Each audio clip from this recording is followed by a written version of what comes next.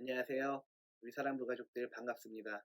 오늘 아침도 작은 자들을 위한 큐티, 작은 큐티로 하루를 시작해 보도록 합시다. 전도사님이 본문 읽을 테니까요. 잘 들어주시길 바래요. 힘센 자여, 왜 당신은 악한 계획을 자랑합니까? 왜 당신은 하루 종일 으스대고 다닙니까? 당신은 하나님의 눈 밖에 난 사람입니다. 당신의 혀는 파멸을 만들어냅니다. 거짓된 일을 하는 자여, 당신의 혀는 날카로운 면도날 같습니다. 당신은 착한 일보다 악한 일을 더 좋아하고 진실을 말하기보다는 거짓을 더 좋아합니다. 당신은 온갖 해로운 말을 즐기며 거짓말하는 혀를 좋아합니다.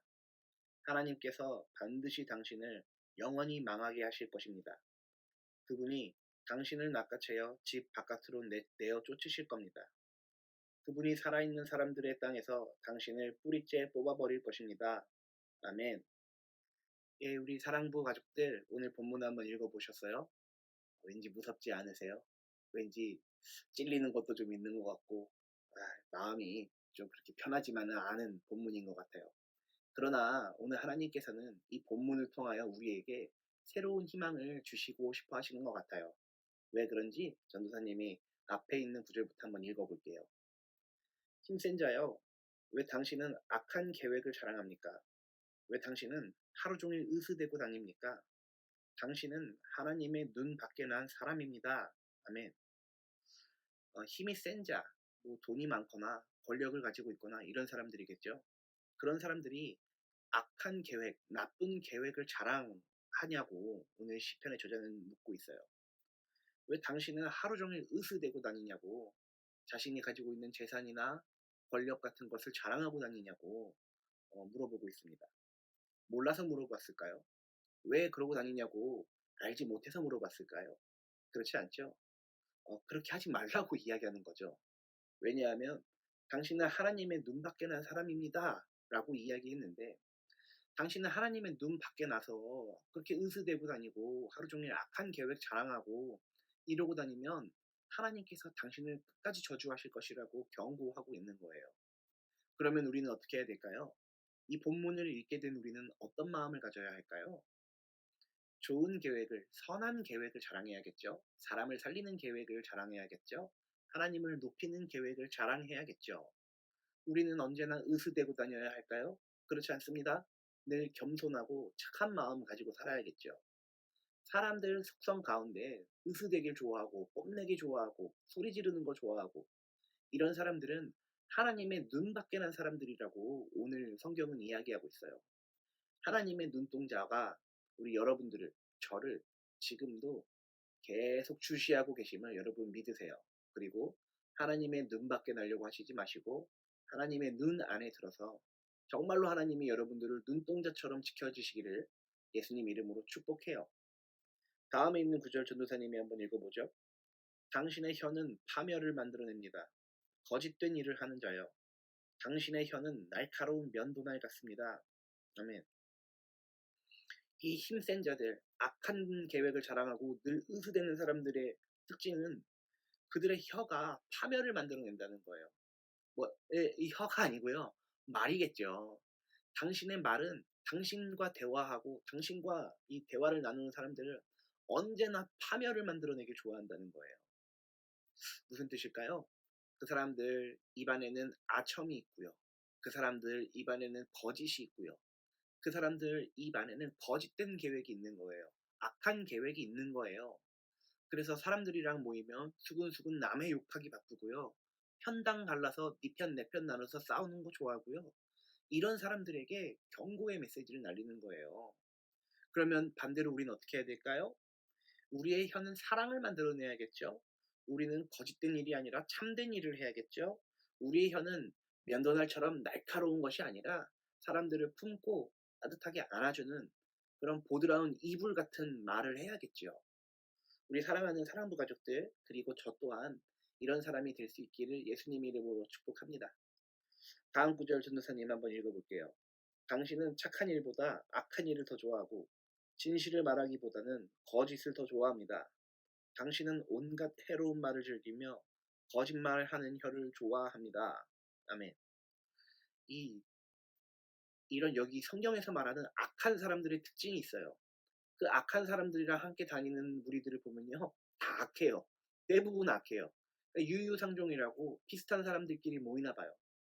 사람들끼리 모여서 남의 욕하는 거 즐겨 하고요. 남 비아냥거리고요. 트집 잡고요. 권력 내세우고요. 자기 이름 드러내려고 노력하고요. 똑같아요. 그런 사람들이에요. 근데 그 사람들은 정말 안타까운 것은 하나님이 살아계시다라는 것을 자꾸 까먹는 것 같아요. 아니면 하나님 아예 안 믿는 사람들일지도 모르겠어요. 신은 살아있습니다. 우리의 신인 신 하나님은 우리를 지금도 우리와 함께하고 계십니다. 우리 사랑하는 사랑부 가족들, 거짓말하는 사람들, 악한 일을 도모하는 사람들, 그런 사람들에게 휘둘리지 마시고 언제나 선한 일을 향하는, 언제나 참된 일을, 진리를 향해 나아가는 그런 사람들과 함께 어울리고 그런 사람들과 함께 사랑을 나누시기를 예수님 이름으로 축복합니다. 정말 사람들은 악한 사람들이 많아요. 선한 사람도 하나님을 잊어버리면 자꾸 악한 사람으로 변하는 것 같아요. 그러나 반대로 악한 사람들도 정말로 하나님을 만난다면, 정말로 인격적으로 예수님을 만나게 된다면 이 사람도 선한 사람이 될 수 있음을 저는 믿습니다. 왜냐하면 부끄러운 얘기지만 전도사님도 별반 다르지 않았거든요. 오늘 본문에서 이야기하는 사람들과 그렇게 다르지 않았어요. 사고도 많이 쳤고요. 못된 일도 많이 했고요. 사람들 괴롭히는 일도 많이 했었어요. 그러나 예수님을 인격적으로 만나고 난 후부터는 이런 일을 하면 안 되지. 참된 일을 해야지. 이런 일을 하면 안 되지. 선한 일을 해야지. 이렇게 사람이 바뀌게 되었거든요. 전도사님에 대한 간증은 나중에 알려드릴게요. 아무튼 저도 못된 놈이었습니다. 근데 예수님 만나고 그나마 좀 사람 돼가는 것 같아요. 다음 구절 전도사님 한번 읽어볼게요. 하나님께서 당신을 영원히 망하게 하실 것입니다. 그분이 당신을 낚아채어 집 바깥으로 내어 쫓으실 겁니다. 그분이 살아있는 사람들의 땅에서 당신을 뿌리째 뽑아버릴 것입니다. 아멘. 무서운 말하죠? 하나님께서 반드시 악한 일을 하는 사람들, 반드시 못된 짓을 일삼는 사람들, 거짓말하는 사람들, 편당 나누는 사람들 망하게 할 거라고, 쫓아낼 거라고 이야기해요. 왜 그럴까요? 이유는 마지막 구절에 있는 것 같아요. 살아있는 사람들의 땅에서, 그러니 하나님께서 사랑하시는 사람들이 모여있는 그 땅에서 당신을 쫓아내버리기 위함이다 라고 이야기하고 있어요. 오늘 우리는 이 구절을 보고 어떤 마음을 가져야 될까요?